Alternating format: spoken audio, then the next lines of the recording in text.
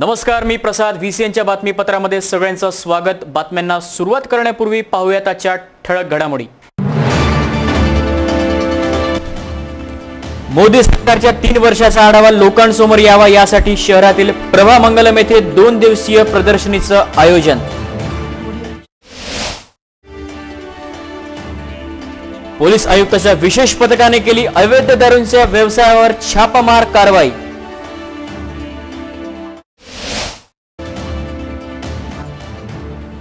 अंबा नाल्याच्या प्रकरणी स्थायी समितीने दिले बांधकाम तोडण्याचे निर्देश.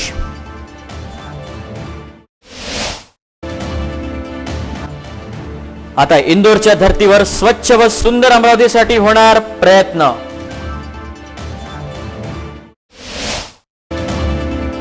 टॉवरग्रस्त शेतकऱ्यांना योग्य मोबदला मिळाला नाही तर टॉवर विरोधी कृती समितीच्या वतीने छेडले जाणार आंदोलन.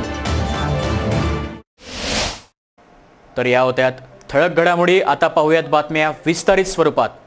स्वच्छ व सुंदर अमरावतीसाठी मनपा अधिकारी तसेच पदाधिकाऱ्यांनी कंबर कसल्याची दिसून येत आहे. इंदोर पॅटर्नचा अवलंब कशा प्रकारे करता येईल यासाठी चाचपणी देखील करण्यात येणार आहे. इंदोर मनपाला सन 2017चा क्लीन सिटी ऑफ इंडियाचा नंबर 1चा पुरस्कार मिळाला. इंदोर मनपाने आयोजित केलेल्या वर्कशॉपला अमरावती मनपाचे महापौर संजय नरवणे, उपमहापौर संध्याताई टिकले, स्टँडिंग कमिटीचे तुषार भारतीय, पक्षनेता सुनील काळे हे मागील आठवड्यात इंदोर येथे अभ्यास दौऱ्याला गेले होते. हा अभ्यास दौरा करण्यामागचा उद्देश एकच होता की इंदोर मनपाने अशी काय कामगिरी केली व कोणत्या नीतीचा अवलंब केला की देशात इंदोर मनपाचा क्लीन सिटी म्हणून पहिला क्रमांक आला. याचा अभ्यास करण्यासाठी पदाधिकारी आणि अधिकारी यांनी इंदोर दौरा केल्याची माहिती पत्रकार परिषदेदरम्यान देण्यात आली. हा अभ्यास दौरा करण्याची पार्श्वभूमी एवढीच होती की स्वच्छ सर्वेक्षण 2017 जे काही आयोजित करण्यात आलं होतं त्याच्यामध्ये इंदोर या शहराचा स्वच्छतेच्या संदर्भामध्ये देशात पहिला क्रमांक आला. आता स्वाभाविक आहे की अशा पद्धतीनं जर देशात कोणाचा पहिला क्रमांक येत असेल तर त्यांनी नेमकं कुठली कार्यपद्धती अवलंबली, काय असं काम केलं की ज्यामुळे त्यांचा पहिला क्रमांक देशामध्ये आलेला आहे.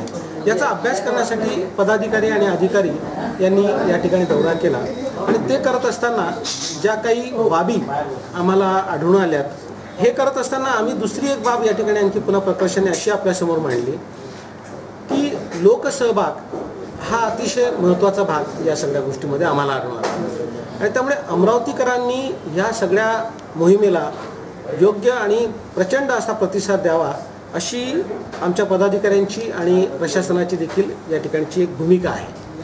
हे करत असताना काही जुजबी गोष्टी आम्ही सर्वसामान्य नागरिकांकडून अपेक्षा करतो.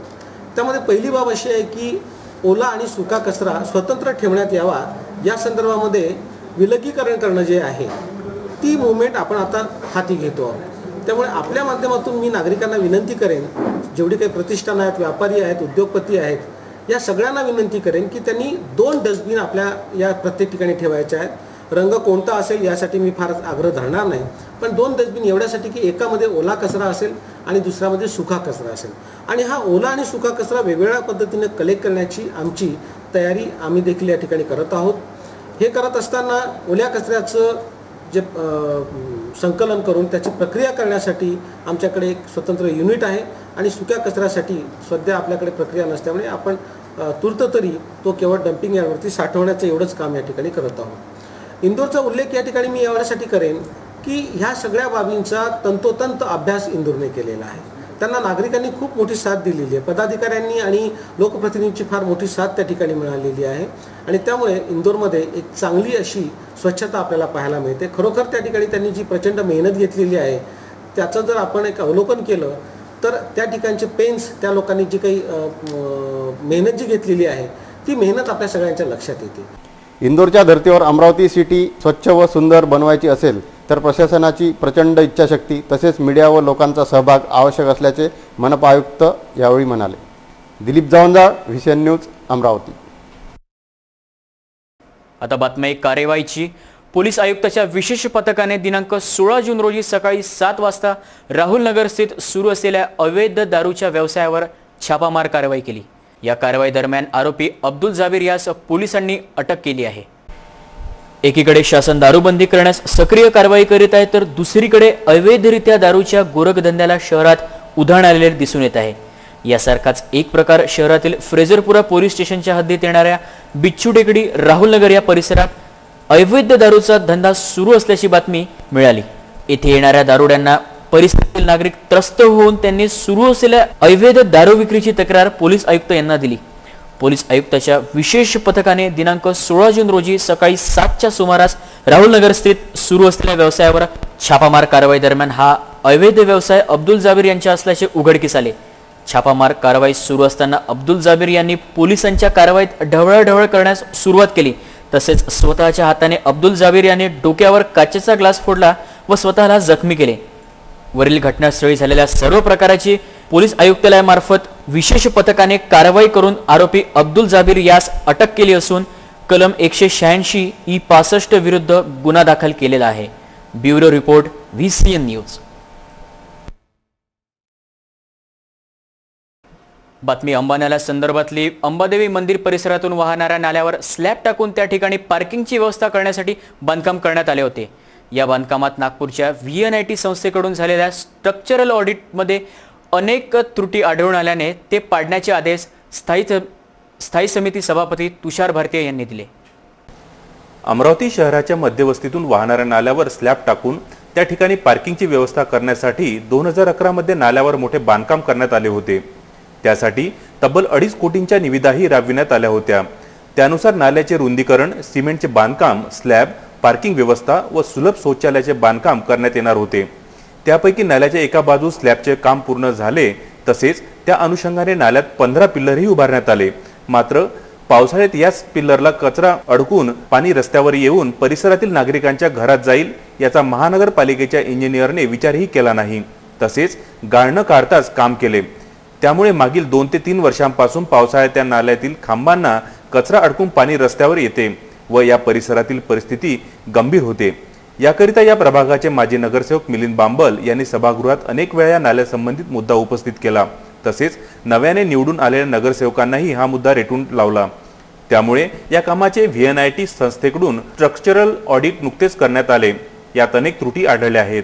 VNIT या संस्थेकडून स्ट्रक्चरल ऑडिट झाल्यानंतर या संस्थेने नाल्यामधील चुकीचे उभारण्यात आलेले सिमेंटचे खांब तोडणे तसेच नाल्यामधील गाळ काढून त्याचे खोलीकरण करणे अशा सूचना केल्या आहेत। स्थायी समिती सभापती यांनी तात्काळ अनावश्यक असलेले सिमेंटचे पिल्लर तोडण्याचे आदेश दिले असून नाल्याचे खोलीकरण करण्यात येणार असल्याचे सांगितले। तर वेळ झाली आहे एक छोट्याशा विश्रांतीची। तुम्ही कुठे जाऊ नका, पाहत रहा VCN न्यूज।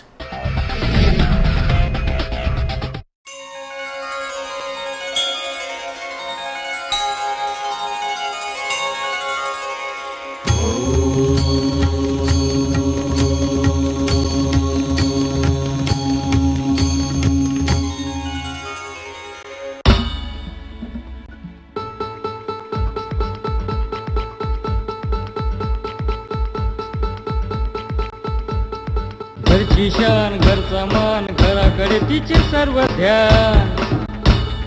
कोण आहे ती? अहो हो, कोण आहे ती? गृहलक्ष्मी, गृहलक्ष्मी।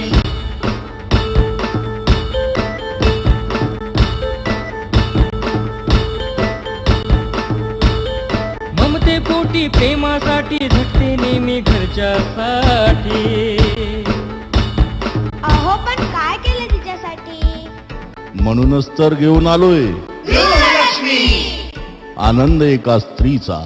अगं बाई, गृहलक्ष्मी। विदर्भाची गृहलक्ष्मी दिनांक 15 ऑगस्ट पासून आपल्या घरी। GTPL सेट टॉप बॉक्स मध्ये VCN news channel number 72, UCN set top box मध्ये चॅनल नंबर 81 वर रोज रात्री 8 वाजता व पुन्हा प्रक्षेपण रोज सकाळी 8 वाजता। पाहत रहा गृहलक्ष्मी।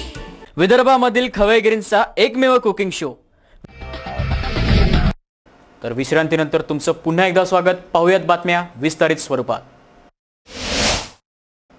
मोदी सरकारच्या 3 वर्षाच्या कामाचा लेखाजोखा लोकांपुढे यावा यासाठी बडनेरा रोड स्थित प्रभा मंगलम येथे 2 दिवसीय प्रदर्शनीचे आयोजन करण्यात आलं। या प्रदर्शनीमध्ये डिजिटल इंडिया, कृषी समृद्धी, कौशल्य विकास, जनधन योजना तसेच महिला सक्षमीकरण आदींच्या योजनांची माहिती देण्यात येणार आहे। पंतप्रधान नरेंद्र मोदी यांनी नुकताच 3 वर्षाचा त्यांचा कार्यकाळ पूर्ण केला।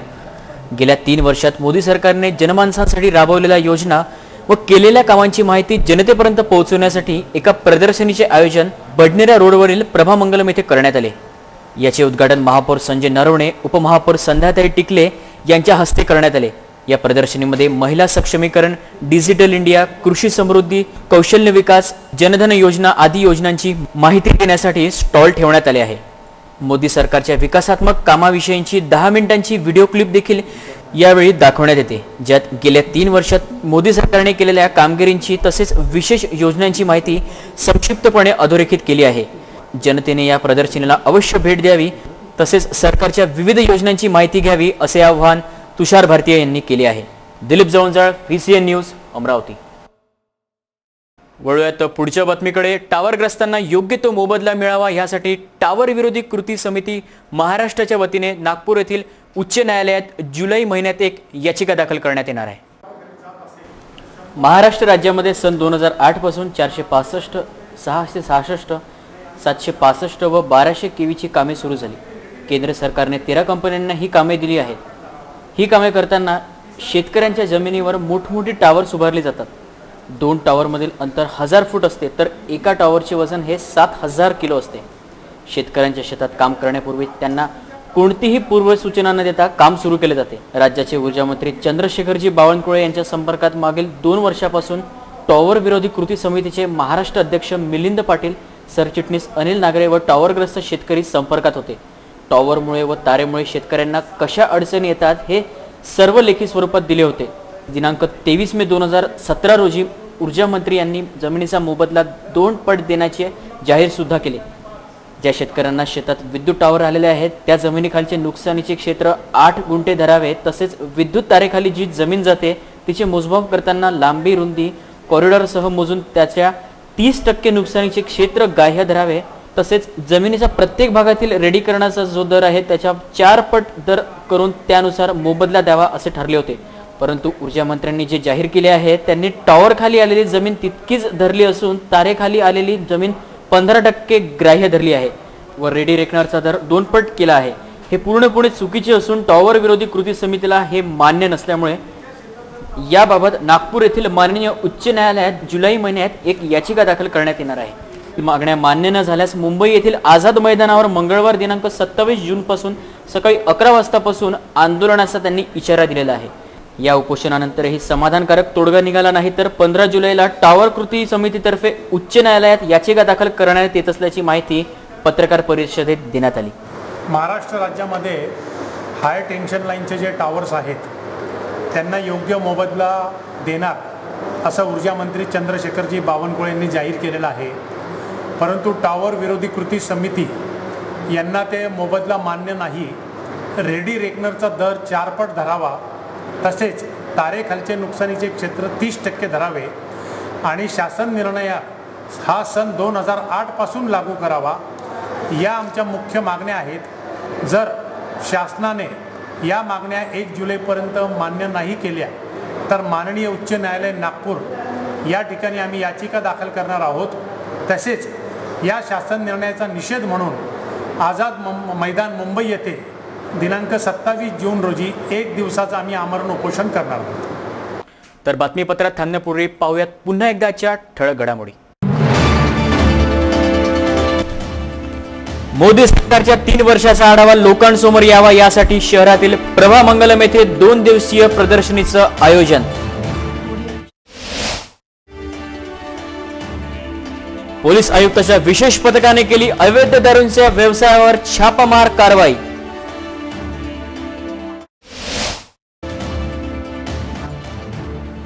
अंबा नाल्याच्या प्रकरणी स्थायी समितीने दिले बांधकाम तोडण्याचे निर्देश।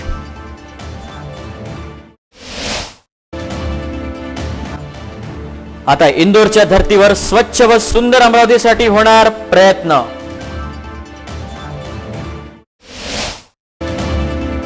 टॉवरग्रस्त शेतकऱ्यांना योग्य मोबदला मिळाला नाही तर टॉवर विरोधी कृती समितीच्या वतीने छेडले जाणार आंदोलन। तर हे होतं आजचं बातमीपत्र। पुन्हा भेटूया उद्याच्या बातमीपत्रामध्ये। तोपर्यंत पाहत रहा VCN न्यूज। नमस्कार।